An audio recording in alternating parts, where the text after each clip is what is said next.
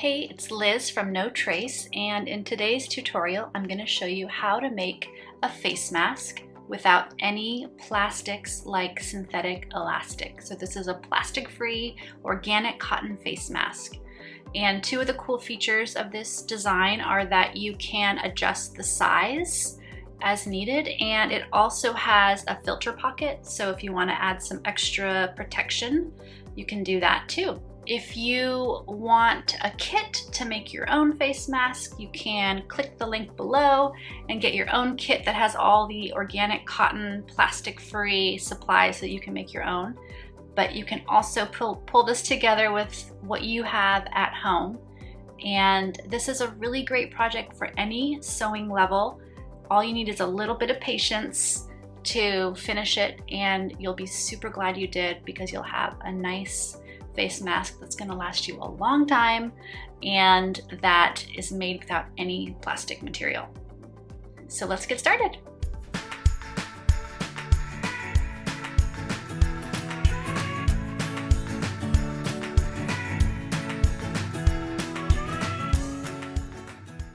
To make your own plastic-free face mask, you need just a few simple supplies. So your outer piece of fabric, in whatever print you want, should measure about 8.5 inches tall and 12 inches wide. The inner layer of fabric, it's going to be doubled over. It should measure 8 inches tall and 16 inches wide, and we're going to be working with it folded in half lengthwise. You're also going to need some cotton elastic. So this is pure cotton with natural rubber inside. So this is an all-natural compostable material that you could compost at home. There's no synthetics or plastics in it. If you can't find cotton elastic, you could also use some kind of cotton cording. This is organic cotton cord, but if you can't find that, any kind of natural cord will help keep your mask plastic free. So if you're going to use the elastic, you're going to need at least 30 inches so that you can go around the head, or 2 pieces that measure about 14 inches to go around the ears. So if you have 30 inches of elastic, you can go around the head, or you can cut it in half and make ear loops. Now, cording doesn't stretch as much as elastic, so if you're going to use cording, you're going to need more length. And this cording, I cut about 45 inches in length to go around the head, and obviously much less than that to go around the ears. You might want to try out different lengths for your own comfort and see what works best for you. You're also going to need some pins, thread. I like to use organic cotton thread for all of my projects. If you don't have that, I would recommend just using what you have available. But if you're going to go out and buy thread, I would highly recommend buying organic cotton thread. It's a more sustainable option than conventional cotton or polyester thread. You're going to need scissors. You'll need a pencil or a chopstick. You're going to need an iron, and of course your sewing machine. And you'll also need a safety pin to get the elastic or the cord through your loops. If you want to make a lot of face masks, like you want to make a bunch, maybe you want to make them to sell them, or maybe you want to make them for friends, I would recommend making yourself a paper board with the pleats. So start with a piece of paper board, like an old cereal box or poster board, that measures 12 inches by 8 inches, and then just fold pleats into it and press them really hard with your hands so that your final size is about 3 inches tall and 12 inches wide. And this will help you iron up your pleats more quickly if you're making a bunch. If you're only making 1 or 2, you definitely don't. Just skip this step. Another tip, if you're gonna make a lot of masks, you wanna make them to sell or make a ton for your friends and family, is to get some of these metal alligator clips. They're for hair, they're like salon clips, but they are a great way to hold your pleats in place, take them over to the machine and then sew them up so you can skip the pinning, or the pinning goes a lot more quickly. Seriously think about getting some of these alligator clips. They're 100% metal. I'm sure you could find plastic ones, but I try to avoid buying plastic whenever possible. And this will just make it a lot easier for you to clip your pleats in place, and I'll show you how I do that.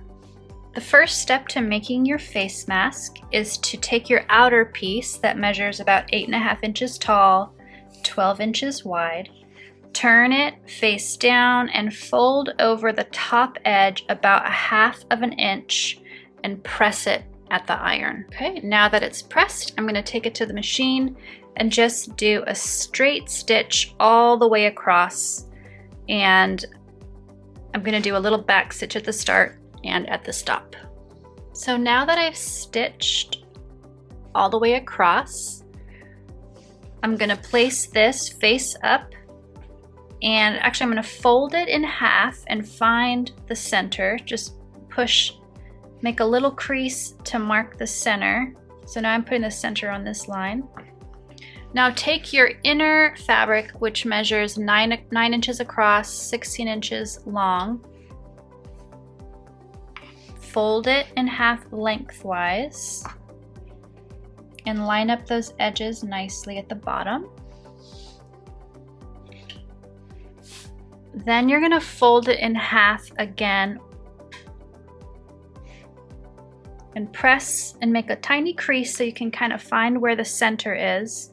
And you're gonna place this center on top of the center crease that you just made on your outer fabric. Okay, so now this inner fabric is lined up at the center of my outer fabric. And now you're gonna take your pins and mark about 2 inches from the edge of the inner fabric towards the center and put a pin there. And actually I'm gonna put 2 pins there. This is something I learned from Jennifer Maker. She'll put 2 pins next to each other to note when she wants to stop the stitches. Okay, so we're gonna repeat going 2 inches from the edge of this fabric towards the center, put a pin there, and then put a second pin. Okay, so when we go to the machine, we're gonna stitch from this edge to the pins and stop. And we're gonna stitch from the pins to this edge and stop. And we're gonna make sure to do a back stitch at the start and the stop of each line of stitches.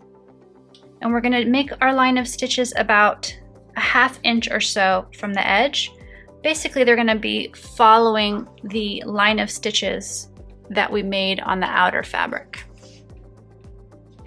Now, at the bottom, we're gonna do the same thing, but we don't need to leave an opening. Okay, right here, we're leaving an opening for a filter. Okay, so we're creating a filter pocket. But down here, we just wanna close up our mask. So it's gonna have 3 layers of fabric with a filter pocket. So at the bottom, put some pins in, and we're gonna just stitch all the way across with a 1/2 inch seam allowance, so a 1/2 inch away from the edge. So I'm gonna take it over to my machine and create those seams. All right, I finished stitching the outer layer onto the inner layer, or vice versa. So now we're gonna turn our mask right side out. And this is where you might wanna use your pencil or your chopstick to just get in there and make sure to kind of push out the seams that you just made so you can get a nice clean hem on the outside. Okay, So I'm just kind of pushing out that seam that I just made. What I'm going to do next is take it over to the iron and really press those seams down. Okay, so I've pressed those seams, and next we're going to make 3 pleats that are about 1 inch each, so that our final mask ends up being about 3 inches tall. Now, if you want to make a lot of these, like I mentioned at the start, this is where you'd use your little paper board. Just lay your fabric over the paper board and push it into the pleats. This makes it go a lot faster.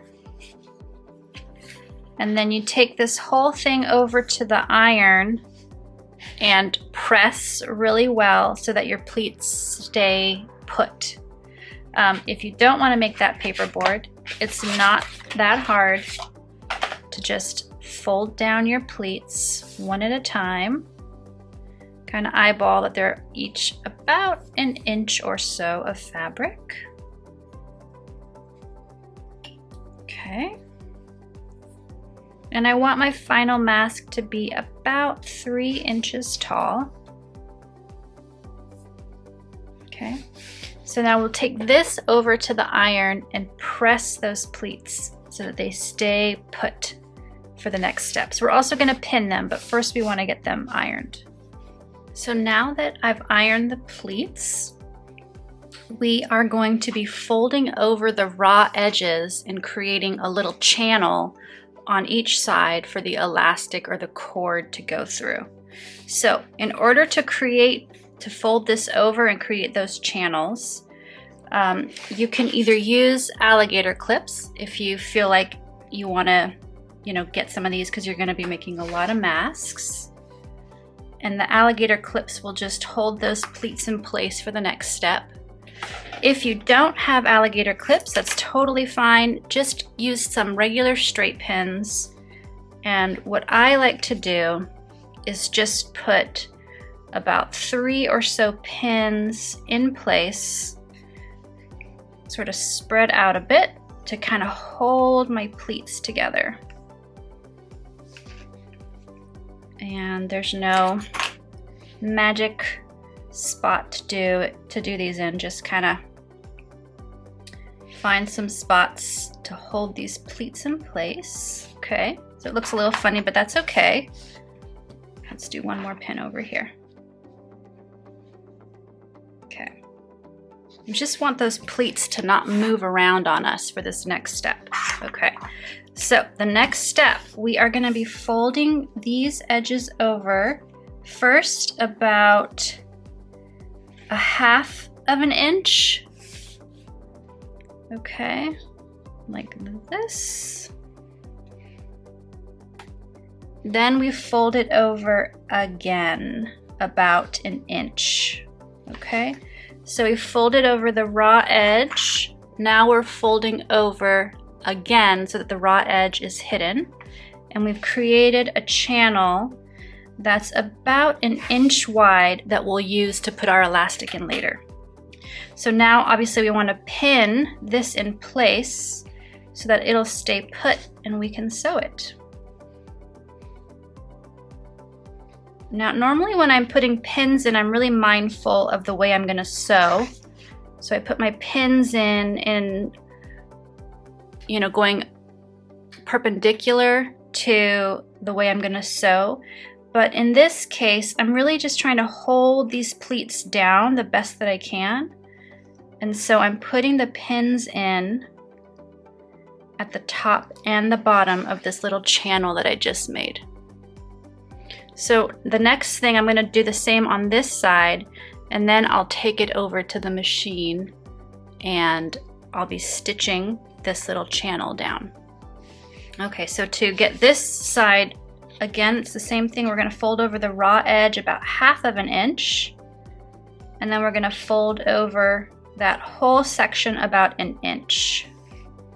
So you want to make sure that no raw edges are visible. So the raw edge of the outer layer is hidden and the raw edge of the inner layer is hidden and it's going to be inside this seam that we'll make. So again, I'm going to put a pin at each end of this seam.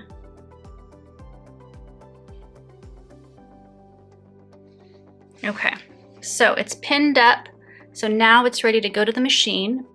And I'm going to actually stitch 2 rows of stitches on each of these channels so that they're really locked in place, so that the stitching doesn't come out over time with use and a lot of wear and a tug on this channel.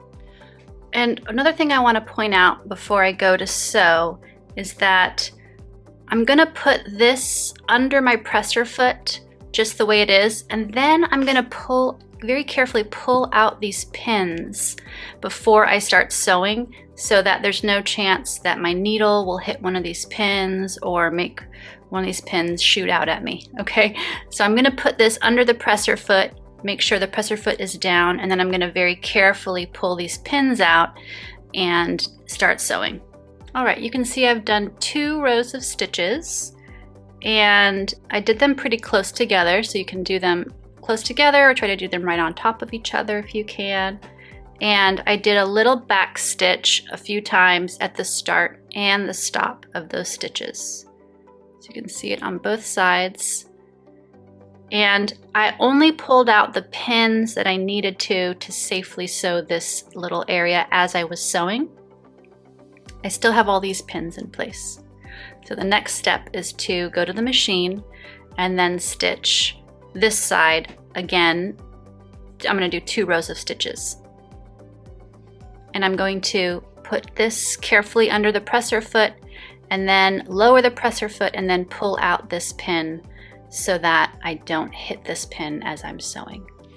So now I've sewn the other side with 2 rows of stitches, and again I did some back stitching at the end to really lock in those stitches. So now we're almost done. So what you need to do next, obviously take out all these pins. And this is where your safety pin comes in handy. So if you have a large safety pin, that makes this a little bit easier, but any safety pin works. So at this point, you're going to take either your cotton elastic or the cotton cording, whatever you have, and you're going to clip the pin onto the elastic, okay? And then we're going to push the pin through the channel that we just sewed. And this is why a bigger pin is a little bit easier. Any size will work. And you might feel that there are some, all these pleats create a little bit of a challenge. So you just have to wiggle until you get your safety pin to come all the way through. Now, if you were doing ear loops, at this point, you would, tie your elastic on one side and then move over to the other side. If you're doing an around the head mask, you just pull your elastic through and then go up into the next channel. And again, there's a lot of fabric in these channels, so the first time you're putting your elastic through, you'll feel a little bit of that resistance. Okay, so now my elastic is through, and the last step, take the pin off. Actually, the second to last step, take the pin off the elastic, bring your ends together, tie a little knot, and I would tie a loose knot because you want to go ahead and try it on, make sure it fits comfortably, okay? And then after you've tried it on, you can adjust where the knot is. So maybe you want to move the knot back, or maybe you need to move the knot forward to get a fit that's comfortable and snug enough. So now the actual last step is to trim any loose threads. And I do this after I have threaded the cord or the elastic through, because sometimes that'll pull out some little threads that were hidden inside the channel. So the very last thing I do is trim off any loose threads with my little scissors. These are some old scissors. These were actually my partner's grandmother's scissors, and now I use them pretty much every day and they're super handy. I think you can get some little ones like this at your local fabric store if you're looking for some. Okay, threads are trimmed, the elastic is through. Here's the little pocket, so you could put a filter inside there if you like. And yeah, pretty easy. So that's all there is to it. I hope you had a lot of fun making this super cute face mask with me. Again, if you want to get a kit to make one in this same bicycle print fabric, I also have an octopus print fabric that's really cute. So just click the link below to get your own kit to make your own mask. And thanks so much for watching. I'll see you again very soon with an eco-friendly sewing tutorial. Bye!